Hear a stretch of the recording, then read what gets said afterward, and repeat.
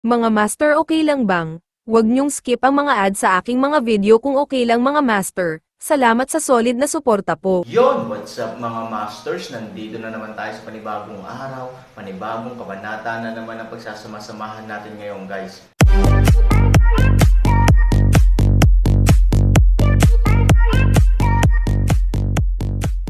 Bali mga masters, kung bago ka pa lang po sa aking YouTube channel, please click the subscribe button, lalong-lalo na po yung notification bell guys, para maging connected pa rin tayo sa isa't isa at maging updated kayo sa mga susunod ko pang video. Bali mga masters, bago natin umpisahan ng kwento ay mag-shoutout po muna tayo para sa mga solid nating tagapakinig. Shoutout kay Jeps. Shoutout kay Ben Villar. Yun na nga mga masters, no? Bali hindi na ito patagalin. In 3, 2, 1, let's go! Ano ang sinabi mo? Ang isang grupo ng mga tao ay direktang hanggal sa lugar, at kahit na nagpapakita ng takot sa kanilang mga mukha. Maganda na ang mood ni Mingyu. Sa oras na ito, siya ay ganap na binugbog. Ang mga tao sa bulwagan ng espiritu, sila ang pinakamagaling sa kanila, ngunit bigla silang natalo ng kalaban sa paanan ng bundok. Then these enemies, biglang bumuhos sa utak niya ang madilim na ulan. Paano ito nangyari? Bigla siyang tumayo at tumingin sa pitong sugo. Ikaw. Ang sabi mo lang, may napakaraming misteryosong tropa sa paanan ng bundok. Napakalaki ng bilang. So, ilan sila? Ang pitong sugo ay tumingin sa ulan, puno ng kalungkutan. Kuya Shenlang, ayon sa aking tansya, ang bilang ng kabilang panig ay hindi bababa sa 10,000. 10,000 tao. Nagulat ang lahat. Halos sabay na sipsipin ni Zuyan Shua at Minggayo ang malamig na hangin. 10,000 tao. Ito, paano ito posible? Pitong sugo, hindi mo sinasadya. Sinasadyang ay misrepresent ang numero ng kabilang panig para makapagdahilan. Gulat na sabi ni Zuyan Shua. Lord Zu, ganoon ba akong tao? Bahagyang hindi nasiyahan ang pitong sugo at nagsisigawan. Kasabay nito, tumingin siya kay Mingyu ng buong katapatan. Kuya Shenlang, sa palagay ko ay dapat mong maging malinaw ang tungkol sa kalidad ng mga tao sa bulwagan ng mga espiritu. Hindi kami natatakot sa kamatayan. Natural, hindi kami makakahanap ng anumang dahilan para sa pagkatalo. Ang katotohanan ay pinangunahan kita at pinangunahan ko ang higit sa 30 piling tao sa paanan ng bundok. Ngunit sa sandaling makarating kami sa gubat sa ibaba ng bundok, nakatagpo kami ng matinding pag-atake. Mahusay ang kalidad nila, matataas na mga nagawa, at napakawalang awa. Halos sa isang iglap, tuluyan na nilang natalo kami. Ang aking mga nasasakupan ay nakatakas lamang sa ilalim ng proteksyon ng ilang mga alagad. Gayunpaman, nang ako ay umatras, ang aking mga nasasakupan ay hindi lamang nais na tumakas, ngunit pinagmasdan ang sitwasyon sa aking paligid. Kahit na marami sa mga taong iyon ay nakatago sa malalim na kagubatan, hindi nila maitatago sa aking mga mata. Sa pagsasalita tungkol dito, huminto ang pitong sugo, maraming tao ang nakatago sa kakahuyan. Ayon sa aking orihinal na pagtingin sa paligid, mayroong hindi bababa sa 10,000. Ang mga tao sa templo ng Shenhan ay palaging ang pinakamatapang at walang takot na mga tropa sa aming koponan. Kasabay nito, ang kanilang mga nagawa ay maaaring ituring na mga piling tao ng ating hukbo. Mabilis nilang matatalo sila sa maikling panahon. Ipinapakita nito na ang may malaking background ang kabilang panig. Sila rin dapat ang mga piling tropa ng Aaron. Ito ay isang piling hukbo na may 10,000 tao. Lord Zu, tila mali ang iyong hula. Sa ibaba ng bundok, hindi ito ang iyong sinabi. Ito ay isang maliit na grupo ng Aaron troops. Mabuti na lang at bumalik ang pitong espesyal na sugo, kung hindi, ayon sa maling impormasyon na ibinigay lang natin, haha. Nang direkta tayong pinalibutan ng mga tropa ng Aaron, natatakot ako na hindi pa natin ito naaninag. Well, tama iyan. Kapag 10,000 tao ang direktang namamahala sa ating likurang kalsada, at ang Aaron sa tuktok ng bundok sa harap natin ay mahirap na nating hulihin sandali, pagkatapos ay lubusan tayong aatakehin ng mga tao mula pabalik-balik sa oras na iyon, tayo ay magiging napaka-passive. May mga taong bamuka ang kanilang mga bibig at nagsasalita ng walang kaparerikan upang kunin ang kredito para sa kanilang trabaho. Gumagawa sila ng ilang hindi kinaugalian na mga bagay at ginagawang ibang-iba ang kanilang sarili. Sa katunayan, Nagbibiro sila tungkol sa ating buhay dito at inaatake ang ating. Kinabukasan. Aba, konting tropa lang. Nako, may mga tao. May mga nagalit at nagulat. Natural, puno sila ng walang katapusang pangungutya at panghahamak para kay Zuyanshua. Ngayon lang, kung gaano siya kataas ng grupo ng mga tao, kaya ngayon, kung gaano kalakas ang pagkahulog nila sa kanya. Si Zuyanshua ay nakadikit ang kanyang mga ngipin at labis na nanlumo, ngunit ang ganting atake ay haantong lamang sa galit ng publiko. Nagtataka siyang tumingin kay Mingyu, sa pagkakataong ito, nagkamali talaga ako sa paghuhusga, ngunit itong Aaron ay hindi naglaro ng kanyang mga baraha ayon sa nakagawian. Talagang tinambangan niya ang karamihan sa mga elite sa paanan ng ang bundok na dapat mahulog sa lungsod. Hindi sinisisi ni Mingyu si Zuyanshua. Sa katunayan, ito ang hindi niya naisip. Hindi na siya sugarol, kundi isang ganap na baliw. Isang nerve. Pero kung iisipin kong mabuti, ito talaga ang ginawa niya. Diretsyong ipinalakpak ni Mingyu ang kanyang palad sa kalapit na puno. Well, dahil gusto niyang mabaliw, magloko tayo sa kanya. Ang mga salita ay nahulog, at ang mga mata ni Mingyu ay kumikinang sa bangis. Bigla siyang ngumiti ng madilim at malamig. Storytelling channel sa YouTube. Bahagyang nag-obserbo si Zuyanshua, at agad na naunawaan ang kahulugan ng Minggayo. Ang ibig sabihin ni Elder Shenlong ay, dahil gusto ni Aaron na laruin ang larong ito sa atin, gagawin natin ang mahigpit na hakbang sa kanya.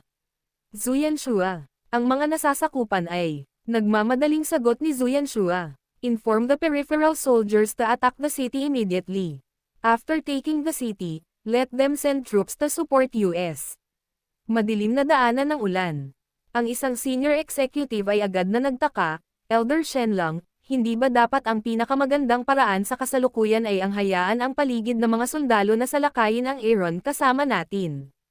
Sa ganitong paraan, hindi lang natin malulutas ang ating dilema, kundi gawin din ang kanyang Aaron dumplings sa parehong oras.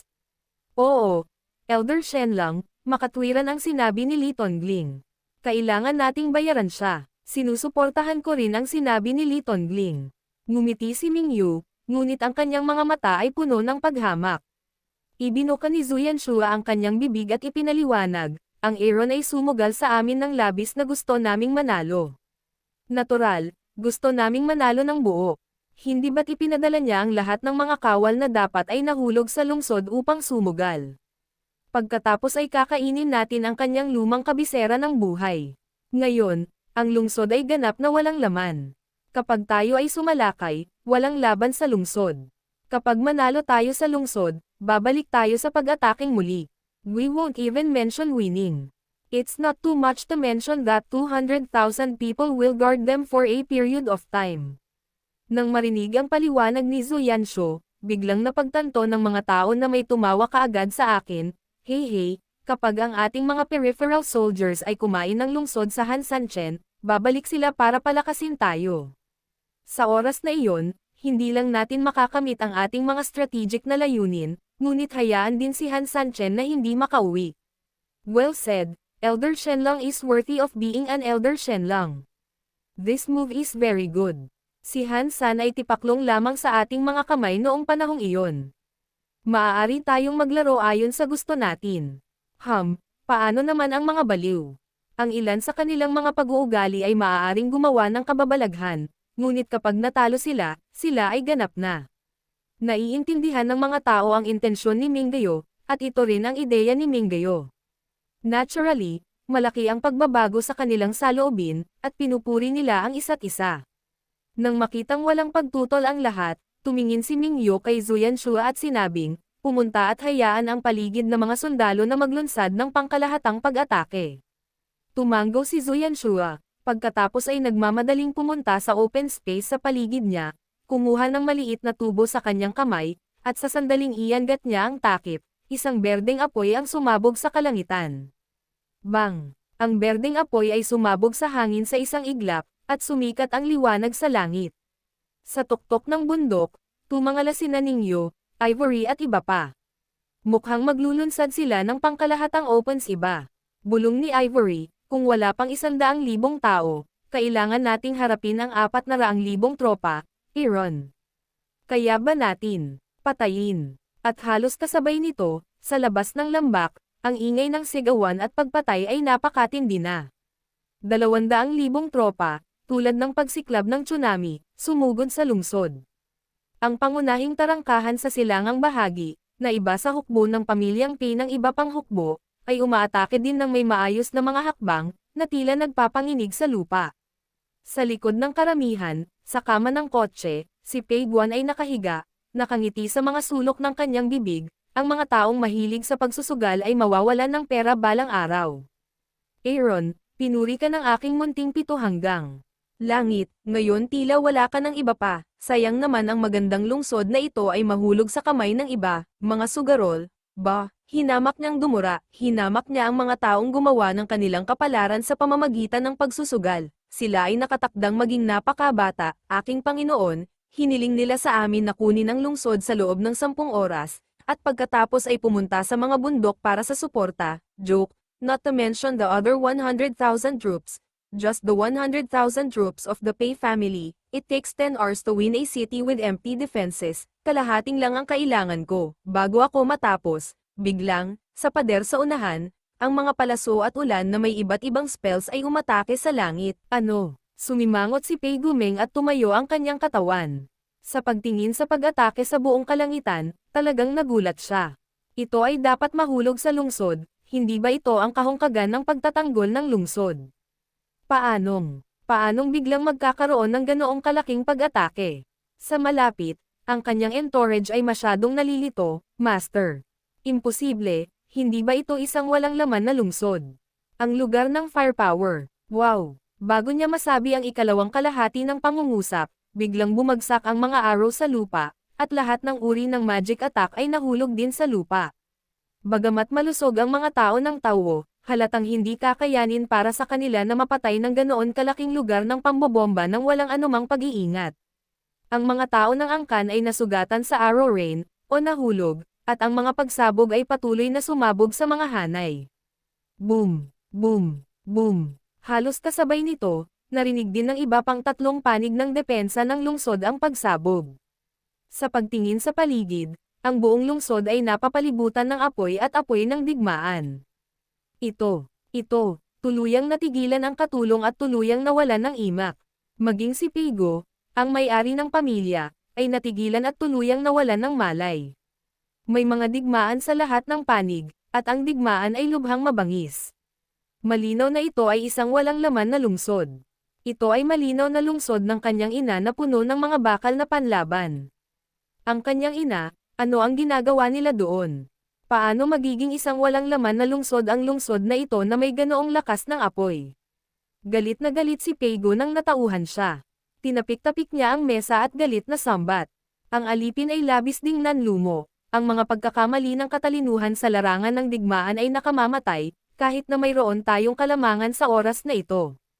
Oo, aking Panginoon, sa kasalukuyan, ang ating mga kababayan ay lubos na nilusob ang lungsod, at ito ay lubos na mahirap umatras kaagad. Ngunit kung hindi tayo atras, ang pagsalakay ng kaaway sa atin ay magiging nakamamatay na parang hindi tayo handa. Panipi, hingal na hingal ang kapaligiran ni Peigo. Hindi naman kailangang sabihin nilang alam na alam niya ang mga bagay na ito. Gayunpaman, ngayon ito ay isang arrow mula sa string. Ano kayang gagawin niya? Walang alternatibo kundi patigasin ang iyong ulo. Nanay niya, hindi ako natatakot na malakas ang kalaban. Baka baboy ang mga katim ko. Kumbinsido talaga ako sa mga lokong ito. Umorder ang tropa na patatagin ang formation at ituloy ang pag-atake. Mahirap sumakay ng tigre. Halos patay na si Peigo kapag nakikipaglaban siya sa gayong passive na labanan. Sumagot ang alipin, naiintindihan ko. Sa pag-alis ng katulong, hinampas ni Peigo ang mesa gamit ang isang nanlulumong kamao. Ang malas talaga ng nanay niya, grabe ang graduate niya. Sa panahong ito, ang mga bundok, ang Aaron malakas na hukbo ay hinayla ni Zuyanshua, at ang ulo ng sibat ay direktang ibinaling sa paanan ng bundok para sa pagtatanggol. Sa oras na ito, nagsimulang hangin na ang open siba ng mga nakatataas na hukbong umaatake, ganap na nawala ang moral ng mga naunang tropa na kukuha ng Aaron. Ito ay mas katulad ng paghihintay ng depensa na may pag-atake. Cheer up, huwag kang magpahinga. Inutusan ni Ye Shijun ang lahat ng mga opisyal at kalalakihan, nang walang anumang pag-aalala sa kanyang mukha. 10,000 tao lamang ang gustong gumawa ng aming mga dumplings, at ang Aaron ay nagsasalita din ng walang kaparirikan. Kung gusto mo siyang bugbugin ng diretsyo ayon sa init ng ulo ko, you have to be so conservative. Gayunpaman, mas mahusay na maging konserbatibo.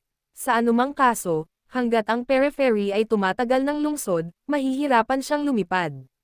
Malumanay na. Ngumiti si Fu Tian, para rin sa kaligtasan ng Elder ng Dragon, bagamat wala tayong anumang alalahanin, kaharap natin ang Aaron, kung sasalakayin tayo ng lalaking ito sa ulo at buntot, malaki ang mawawala sa atin kapag may nangyari, at nakatakas siya, tumango si Ye Shijun, don't worry, maiintindihan ko pa naman ta, akala mo talaga tanga ako, nagrereklamo lang ako, siya, si Han Sanchen, ay isang patay na tao lamang kay Lao Su. Ito lang ang pagkakaiba ng maagang kamatayan at huli na kamatayan. Ngumiti si Fu Tian, intindihin mo na lang, malamig na ngumiti si Ye Shijun at tumingin sa tuktok ng bundok.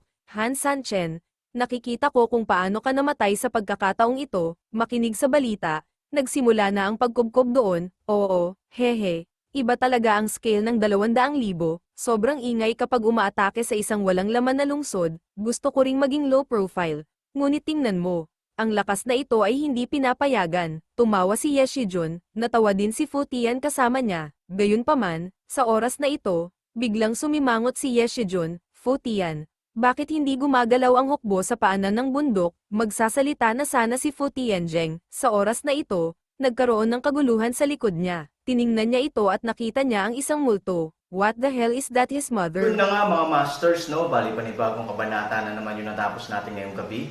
Muli, maraming salamat po talaga sa walang sawang suporta po sa aking YouTube channel na talagang inaabangan nyo po ang bawat upload ko po. Bali mga masters, magkita-kita ulit po tayo bukas ng gabi at ngayon po ay magpapaalam po muna tayo. Bali mga masters, bye-bye!